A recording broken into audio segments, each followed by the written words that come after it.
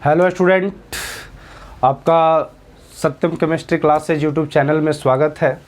जैसा कि आप लोगों को हमने इससे पहले भी लेक्चर वीडियो बनाया था सॉल्यूशन चैप्टर से रिलेटेड।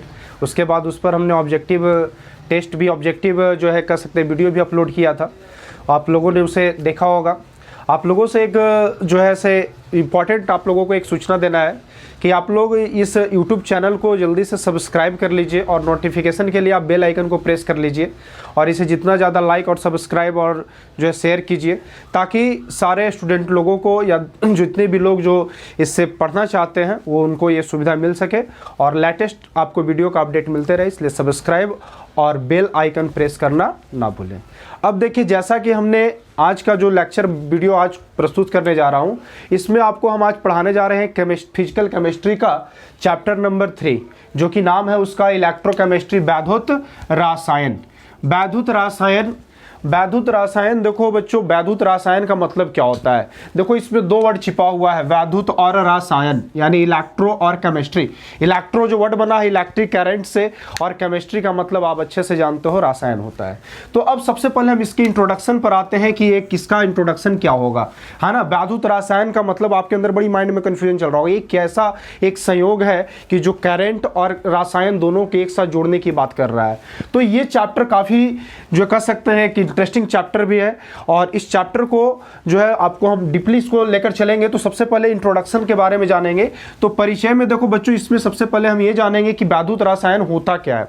तो वैद्युत रसायन का सिंपल सा आपको हम इंट्रोडक्शन नोट कराते हैं, जल्दी से नोट कर लीजिएगा कि वैद्युत रसायन का एक सही परिचय क्या होना चाहिए। तो परिचय यह है कि रासायनिक ऊर्जा का विद्युत ऊर्जा में परिवर्तन या विद्युत ऊर्जा का रासायनिक ऊर्जा में परिवर्तन। याद रखिएगा, भौतिक रसायन की वह शाखा जिसमें हम रासायनिक ऊर्जा को विद्युत ऊर्जा में और विद्युत ऊर्जा को रासायनिक ऊर्जा में परिवर्तित करने के और तथा इनके संबंधों का अध्ययन करते हैं, तो उसे हम क्या कहते हैं? वैद्युत रसायन कहते हैं। और वैद्युत रसायन में देखिए, हम समझने के लिए यहां पर आपको हमने देखिए यहां पर एक डायग्राम दिया है। इस डायग्राम को थोड़ा ध्यान से देखिएगा।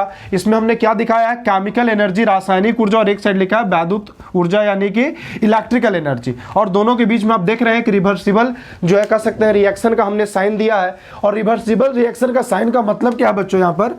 कि इसका मतलब यह होता है कि रासायनिक ऊर्जा वैद्युत ऊर्जा में और वैद्युत ऊर्जा रासायनिक ऊर्जा में। जैसे हम केमिकल एनर्जी की बात करें तो इस साइन का मतलब क्या है कि केमिकल एनर्जी किस में चेंज हो रहा है? वैद्युत ऊर्जा में। और यहां से देखिए, इस साइन का मतलब क्या है कि वैद्युत ऊर्जा फिर किस में चेंज हो रहा है? केमिकल ऊर्जा में, यानी केमिकल एनर्जी में। तो यही इन दोनों के बीच के कह सकते हैं कन्वर्जन के बारे में आपको इस चैप्टर में पढ़ना है। इनके बीच का जो कह सकते हैं रूपांतरण है, इसी के बारे में आपको इस चैप्टर में अध्ययन कराया जाएगा। और हमारे दैनिक जीवन में बच्चों ऐसे बहुत सारे एक्सपीरियंस है, ऐसे बहुत सारे जो कह सकते हैं एग्जांपल है। जैसे एक आपको सबसे बेस्ट एग्जांपल बताते हैं, जैसे बैटरी। अब बैटरी का इस्तेमाल सब लोग करते हैं, कोई भी ऐसा इंसान नहीं जो बैटरी का इस्तेमाल नहीं करता। वो चाहे आपके सेल फोन का हो, चाहे घर के इन्वर्टर का हो, चाहे टॉर्च का हो, या चाहे आपकी घड़ी का हो। तो उसमें होता क्या है कि उसके अंदर केमिकल एनर्जी स्टोर होता है, और वही केमिकल एनर्जी रिएक्शन करके क्या देता है? तो इलेक्ट्रिकल एनर्जी यानी कि वैद्युत ऊर्जा देता है। और फिर हम जब बैटरी चार्जेबल होता है तो उसे हम फिर से चार्ज कर लेते हैं, तो उससे विद्युत ऊर्जा से और केमिकल एनर्जी फिर से स्टोर हो जाता है। और जो नॉन चार्जेबल बैटरी होते हैं उनको हम वन टाइम यूज करके फिर उसे कह सकते हैं कि डस्ट के रूप में बाहर फेंक देते हैं। अब बात करते हैं बच्चों, देखो आपको वैद्युत रसायन चैप्टर में जो सबसे मेन चीज है, जो सबसे पहला टॉपिक है कि हम जानेंगे on the basis of electrochemistry, यानी वैद्युत रसायन के आधार पर रासायनिक पदार्थों का वर्गीकरण। हम जानेंगे सबसे पहले रासायनिक पदार्थों का कौन कौन से ऐसे रासायनिक पदार्थ हैं जिन पर विद्युत का प्रभाव पड़ेगा और जिन पर विद्युत का प्रभाव नहीं पड़ेगा। तो इसके हिसाब से देखो, रासायनिक पदार्थों को बच्चों दो भागों में बांटा गया है। पहला जो बात है वो है नॉन इलेक्ट्रोलाइट्स, जिसको हम लोग हिंदी में कहते हैं वैद्युत अनपघट्य। वैद्युत अनपघट्य का मतलब क्या है बच्चों? इसका डिफिनेशन नोट कर लेंगे जल्दी से।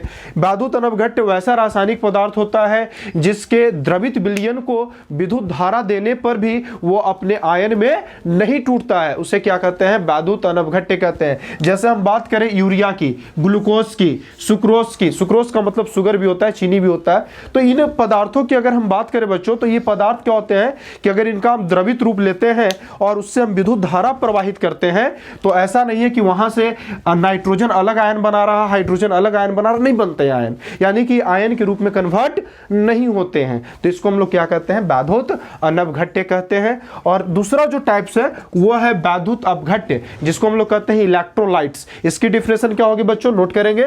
इसकी डिफिनेशन होगी बैधुत अपघट्य वैसे रासायनिक पदार्थ है जिनका द्रवित विलयन से विद्युत धारा प्रवाहित करने पर वो अपने आयन में विभक्त हो जाते हैं, या कह सकते हैं आयन का निर्माण करते हैं। वैसे पदार्थों को बैधुत अपघट्य कहते हैं। जैसे NaCl की बात करें बच्चों, तो NaCl का द्रवित रूप से अगर करंट पास कीजिएगा तो आपको पता है कौन से आयन बनेंगे, Na+Cl-, 2 आयन बनेंगे। इसी तरीके से आप KCl को ब्रेक कीजिएगा, K+Cl-। इस तरह से H2SO4 को ब्रेक कीजिएगा, H+ और SO4-2, है ना। तो यानी कहने का मतलब है कि आयंस अगर जो पदार्थ बनाते हैं विद्युत धारा के द्वारा, उससे आप बैधुत अपघट्य कहते हैं। तो इसे जल्दी से नोट कर लीजिए। अब देखो, बैधुत अपघट्य और बैधुत अनवघट्य यानी इलेक्ट्रोलाइट्स और नॉन इलेक्ट्रोलाइट जान लेने के बाद अब जानेंगे बच्चों की, देखो बैधुत जो अपघट्य होता है इलेक्ट्रोलाइट्स, वो उसके भी प्रकार होते हैं। यानी बैधुत अपघट्य भी 2 तरह के होते हैं, और उसमें जो 2 प्रकार हैं उनमें सबसे पहला जो प्रकार है वो है स्ट्रॉन्ग इलेक्ट्रोलाइट्स। स्ट्रॉन्ग इलेक्ट्रोलाइट्स का मतलब क्या होता है बच्चों, इसको मतलब कहता है सबल या प्रबल बैधुत अपघट्य। मतलब कहने का मतलब ये होता है कि वैसे रासायनिक पदार्थ होते हैं कुछ कि जिनके द्रवित विलयन से अगर आप विद्युत धारा प्रवाहित करो तो वो 100% आयन बनाते हैं। यानी कहने का मतलब है कि उनके टोटल जितने भी उसके अंदर आयन मौजूद है, टोटल आयन में चेंज हो जाते हैं, 1 भी % वो अपने कह सकते हैं अपघटन का मौका नहीं छोड़ते हैं। तो यानी कहने का मतलब है, इसका डिफिनेशन क्या होगा जल्दी से नोट कर लेंगे।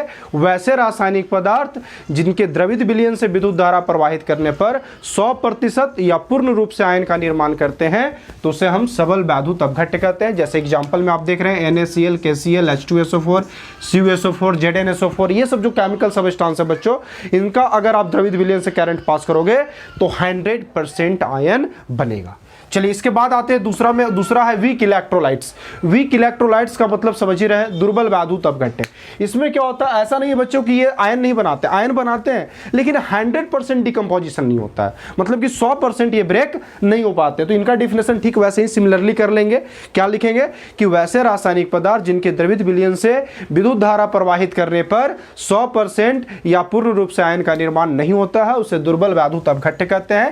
जिसमें NH4Cl ammonium chloride, NH4NO3 ammonium nitride और CH3COOH एसिटिक एसिड, ये एग्जांपल्स में आते हैं। इसके बाद देखो बच्चों, जो सबसे मेन टॉपिक स्टार्ट करने जा रहे हैं इस चैप्टर का, वो है इलेक्ट्रोलाइसिस। यानी ये चैप्टर का जो सबसे शुरुआत का जो सबसे मेन टॉपिक आता है वो है बैधुत अपघटन इलेक्ट्रोलाइसिस। तो इसका सबसे पहले हम आपको डिफिनेशन नोट करा देते हैं। बैधुत अपघटन वैसी प्रक्रिया है, बैधुत अपघटन क्या है, एक वैसी प्रक्रिया है जिसमें हम किसी रासायनिक पदार्थ के द्रवित विलयन को बैधुत धारा के द्वारा क्या करते हैं, उसे आयनों में विभक्त कर देते हैं। तो उस प्रक्रिया को हम लोग क्या कहते हैं, बैधुत अपघटन कहते हैं। यानी वैसी रासायनिक प्रक्रिया जिसमें किसी भी रासायनिक पदार्थ के द्रवित विलयन को विद्युत धारा के द्वारा उसके आयनों में विभक्त किया जाता है, तो उस प्रक्रिया को हम लोग क्या कहते हैं, बैधुत अपघटन कहते हैं। और इसका हम आपको एक एग्जाम्पल दे रहे हैं, जैसे द्रवित NaCl का बैधुत अपघटन। द्रवित NaCl, द्रवित इसलिए बच्चों क्योंकि देखो आपको कोई भी अगर बैधुत अपघट्य को अगर अपघटित करना है, बैधुत अपघटन कराना है, तो उसे द्रवित रूप में ले आना पड़ेगा, एक्वस फॉर्म में ले आना पड़ेगा। तो हम अगर NaCl, द्रवित NaCl लेते हैं, इसको शॉर्ट में हमने AQ लिखा है, AQ है ना, एक्वस सोडियम क्लोराइड। अगर इसको हम विद्युत धारा या इलेक्ट्रिक करंट इससे पास कराते हैं तो ये क्या होता है, 2 आयन में चेंज हो जाता है, एक सोडियम आयन और दूसरा है क्लोराइड आयन। तो सोडियम आयन बाबू यहाँ पर देखो एक प्रकार का कैटायन है। एक चीज ध्यान रखेंगे, पॉजिटिव आयन को कैटायन कहेंगे और नेगेटिव आयन को क्या कहेंगे, एनायन कहेंगे। और ये कैटायन एनायन का थ्योरी बहुत आगे काम देने वाला है आपको, ठीक है। तो इसे ध्यान से आप नोट कर लेंगे, इसके बाद फिर आगे। अब जैसा कि आप देख रहे हैं इस टॉपिक के बाद हमने जब आपको बैधुत अपघटन समझाया, उसके बाद हमने लिखा है इलेक्ट्रोलाइटिक सेल, बैधुत अपघटनी सेल। देखो बच्चों, बैधुत अपघटनी सेल हमने इस टॉपिक को लिखने के पीछे कारण बताते हैं। जैसे आप बैधुत अपघटन की प्रक्रिया कराओगे, उसमें हमने क्या बताया कि किसी भी रासायनिक पदार्थ को यानी बैधुत अपघट्य के द्रवित विलयन को हम लोग क्या करते हैं, तो विद्युत धारा के द्वारा अपघटित करने का जो प्रक्रिया अपनाते हैं, तो उसको हम लोग बैधुत अपघटन कहते हैं। लेकिन उसके लिए कुछ हमें पात्र चाहिए ना, उसको हम कराने के लिए हमें कोई एक सिस्टम चाहिए, और उसी सिस्टम सिस्टम का नाम है वैद्युत अपघटनी सेल, इलेक्ट्रोलाइटिक सेल। यानी कह सकते हैं कि वैद्युत अपघटन प्रक्रिया को कराने के लिए जिस उपकरण का प्रयोग किया जाता है उसे हम वैद्युत अपघटनी सेल कहते हैं। सबसे पहले बच्चों इसका एक्सप्लेनेशन नोट कर लेना, हम इसको रेगुलर बोलेंगे, आप ध्यान से नोट कर लीजिएगा। आप इसमें क्या लिखोगे कि वैद्युत अपघटनी सेल का निर्माण एक कड़े कांच की बीकर के द्वारा किया जाता है, जिसमें धातु के 2 इलेक्ट्रोड, यानी धातु इलेक्ट्रोड कहने का मतलब धातु के 2 रॉड का इस्तेमाल किया जाता है। एक रॉड को हम बैटरी के धन ध्रुव से जोड़ देते हैं और एक रॉड को बैटरी के ऋण ध्रुव से जोड़ देते हैं। याद रखना है, जो बैटरी के धन ध्रुव से जोड़ा जाएगा, जो पॉजिटिव पोल से जोड़ा जाएगा, उसे हम एनोड कहेंगे, और जो बैटरी के ऋण ध्रुव से जोड़ा जाएगा उसे क्या कहेंगे, हम कैथोड कहेंगे। ठीक है, इसको आपने नोट कर लिया। इसके बाद आप क्या लिखोगे, इन दोनों प्लेटों के बीच में कर सकते हैं आप क्या करोगे, तो वैद्युत अपघट्य के द्रवित विलयन को बीकर में डाल दिया जाता है, और फिर यहाँ पर जो आपने वायर का कनेक्शन देख रहा है फिगर में, जो वायर का कनेक्शन देख रहे हैं, तो यहाँ से आप जैसे ही विद्युत धारा को प्रवाहित करना शुरू कर देंगे, यानी कह सकते हैं कि जब इस सेल से विद्युत धारा प्रवाहित की जाती है तब क्या होती है, सबसे मेन चीज वो आपको समझना है। तो जैसे ही आप देखिए जो आपको हमने अभी लिखवाया वैद्युत अपघटनी सेल का एक्सप्लेनेशन में, आप उसी चीज को आप फिगर में यहां देख रहे हो। तो आप यहां पर देख रहे हो कि 2 रॉड लगा हुआ है, एक एनोड एक कैथोड, और उनके बीच में क्या है, एक लिक्विड भरा हुआ है। लिक्विड क्या है, तो द्रवित वैद्युत अपघट्य है। ठीक है, और जब हम इससे करंट पास करेंगे, देख रहे हैं आप यहाँ वोल्टमीटर भी लगा हुआ है, करंट का साइन दिया हुआ है, तो आप जैसे इसके अंदर विद्युत धारा प्रवाहित करोगे तो इसके अंदर होगा क्या बच्चों, तो इस डायग्राम में होगा क्या कि इसके अंदर जैसे कोई भी वैद्युत अपघट्य है, सपोज अगर मान लीजिए हमने यहाँ एक एग्जाम्पल लिया है द्रवित NaCl का वैद्युत अपघटन, तो पहले आप इस फिगर को नोट कर लोगे, और अब हम इसको थोड़ा सा इस एग्जाम्पल से इस पर हम सेट कर रहे हैं, ध्यान देना। तो द्रवित NaCl का सपोज मान लो इसमें हमने NaCl भर दिया, क्या भर दिया बच्चों, NaCl द्रवित रूप में भर दिया है, और हम चाहते हैं कि NaCl का वैद्युत अपघटन करा सके। तो आपको पता है कि जैसे ही NaCl को विद्युत धारा मिलेगा वो किस में टूट जाएगा, सोडियम आयन और क्लोराइड आयन में। ठीक है, तो यहां 2 आयन बनेंगे NaCl से, एक बनेगा Na+ और दूसरा बनेगा Cl-।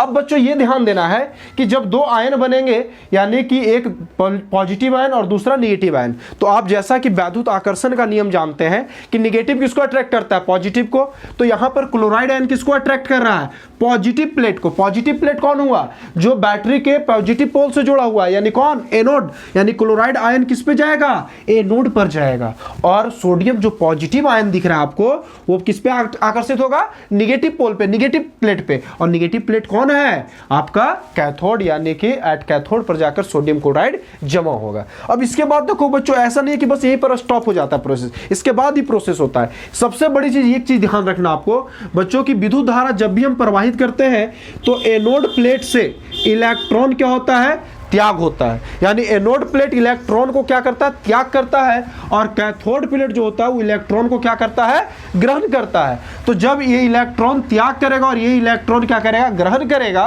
और हम देख रहे हैं कि क्लोराइड आयन भी जा रहा है किस पे, एनोड प्लेट पे, और सोडियम आयन किस पे जा रहा है, कैथोड प्लेट पे।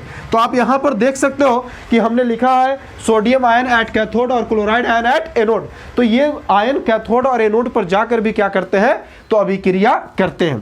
तो कैसे अभिक्रिया करेंगे, तो जैसे देखिए हमने सबसे पहले आपको एट कैथोड दिखाया, तो कैथोड पर जब सोडियम आयन जाएगा तो कैथोड क्या कर रहा है बच्चों, इलेक्ट्रॉन का ग्रहण कर रहा है, तो सोडियम आयन भी क्या करेगा, इलेक्ट्रॉन का ग्रहण करेगा, और जब सोडियम आयन इलेक्ट्रॉन का ग्रहण करेगा तो ये प्लस माइनस को एक्सेप्ट करके क्या हो जाएगा, सोडियम में कन्वर्ट हो जाएगा। कह सकते हैं प्लस से माइनस कैंसिल हो जाएगा, या कह सकते हैं धन आयन जब बना होगा ये, तो इलेक्ट्रॉन का त्याग करके बना होगा, और जब इसे इलेक्ट्रॉन वापस मिल जा रहा है तो ये न्यूट्रल हो जाएगा, यानी सोडियम धातु में चेंज हो जाएगा। और दूसरा आप जो देख रहे हैं एट एनोड, एनोड पर जैसे ही क्लोराइड आयन जाएगा तो क्लोराइड को क्या करना पड़ेगा, अपने इलेक्ट्रॉन का त्याग करना पड़ेगा, क्योंकि एनोड क्या कर रहा है, इलेक्ट्रॉन का त्याग कर रहा है। तो देखो आयन जिस प्लेट पे जाता है बच्चों, उसी प्लेट का नेचर दिखाना शुरू कर देता है। तो क्लोराइड आयन क्या करेगा, इलेक्ट्रॉन का त्याग करेगा, तो Cl- है, तो अगर एक Cl- रहता तो Cl- एक इलेक्ट्रॉन का त्याग करता। हम यहां देख रहे हैं 2 से मल्टीप्लाई किए, ये हमने खुद से किया बच्चों, क्योंकि आपको पता है कि क्लोरीन सिर्फ जो है, अगर हम मान लो कि एक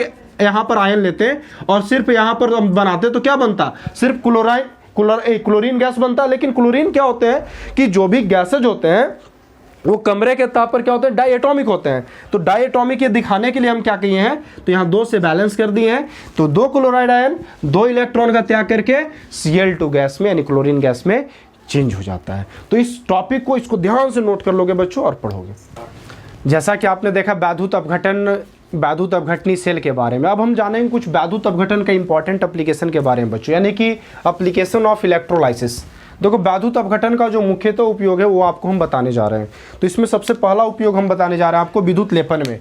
विद्युत लेपन में क्या होता है, जैसे इलेक्ट्रोप्लेटिंग, जैसे होता क्या, हम लोग कई धातुओं को चाहते हैं उस पर दूसरे धातु का लेप चढ़ाना, तो इसके लिए आपको क्या करना पड़ता है, वैद्युत अपघटन की प्रक्रिया करना पड़ता है। धातुओं का लेप क्यों चढ़ाते हैं, जैसे कोई भी धातु को अगर मान लीजिए हमें आकर्षक बनाकर दिखाना है या उसे सुंदर दिखाना है, तो उसे क्या करते हैं, जैसे आप देखते होंगे कि हमने चांदी पर सोना का लेप चढ़ाया, तो वो क्यों होता है और कैसे होता है, तो उस पर क्या किया जाता है कि वही चांदी प्लेट का एनोड बना देते हैं और फिर उस पर क्या करते हैं हम सिल्वर के प्लेट से क्या करते हैं, इलेक्ट्रोलाइसिस के प्रोसेस से, वैद्युत अपघटन प्रोसेस, उस पर हम उसका लेप चढ़वा देते हैं। कैसे, जैसे आयन चिपक रहा था धातु पर जाकर आकर्षित होकर, वैसे ही सेम प्रोसेस होता है। ठीक है, दूसरा प्रोसेस में क्या आता है, जैसे दूसरा उपयोग जो होता है वो है इलेक्ट्रो रिफाइनिंग। जैसा कि हम आपको जब इनऑर्गेनिक केमिस्ट्री पढ़ाएंगे तो उसमें आपको हम बताएंगे धातुओं को शुद्ध किया जाता है। जैसे पृथ्वी तल से जो धातु मिलते हैं वो अशुद्ध रूप में रहते हैं, उसमें बहुत सारे अशुद्धि रहते हैं, तो उसे शुद्ध करने के लिए हम लोग वैद्युत शोधन का प्रयोग करते हैं। इस प्रक्रिया में होता क्या है कि जो धातु होते हैं उनको वैद्युत अपघटन के द्वारा जो अशुद्धि होता है उसको बाहर कर लिया जाता है और शुद्ध धातु को जो है ना वो क्या कर दिया जाता है, आयन में चेंज करवाकर वो धातु यानी प्लेट पर जमा कर लिया जाता है। तीसरा क्या है, तुल्यांकी भार ज्ञात करने में, इक्विवेलेंट वेट। इसके आगे हम आपको जैसा बच्चों बताएंगे फैराडे लॉ है ना, फैराडे का नियम, उसमें भी आपको हम बताएंगे कैसे इस वैद्युत अपघटन के प्रयोग से तुल्यांकी भार निकाला जाता है। और तुल्यांकी भार में होता क्या है कि तुल्यांक भार निकालने के लिए हम लोग क्या करते हैं, बिलियन में जो द्रवित बिलियन होता है उसको हम लोग क्या करते हैं, तो विद्युत धारा उसके अंदर प्रवाह करके उसको आयन में चेंज कराते हैं। तो हम लोग ऐसा जब आगे टॉपिक पढ़ेंगे तो बताएंगे आपको कि जब एक फैराडे की विद्युत धारा प्रवाहित कराएंगे वैद्युत अपघटनी सेल से, तो अब आपका एक तुल्यांक भार क्या होगा, तो एक कैथोड पर या एनोड पर जमा होगा। ठीक उसी बात जो चौथा जो इंपॉर्टेंट जो एप्लीकेशन है वो है वैद्युत मुद्रण में। जैसे कि वैद्युत मुद्रण, तो जैसे पहले किसी साँचे का प्रयोग किया जाता था जिसे किसी चीज पर अगर हमको छापना है तो किसी चीज को, लेकिन अब क्या किया जाता है कि जो वैद्युत मुद्रण के लिए जो आते हैं, जो जिससे उस पर अंकित किया जाता है, उसके लिए उसका प्रयोग अब कहाँ किया जा रहा है, वैद्युत अपघटन में। जिस चीज को छापना है उसको वैद्युत अपघटन के प्रोसेस से उस पर जो है ना प्रिंट कर दिया जाता है। तो यानी कहने का मतलब है कि ये चार महत्वपूर्ण उपयोग है इलेक्ट्रोलाइसिस के, इसे आप नोट कर लेंगे और पढ़ लेंगे।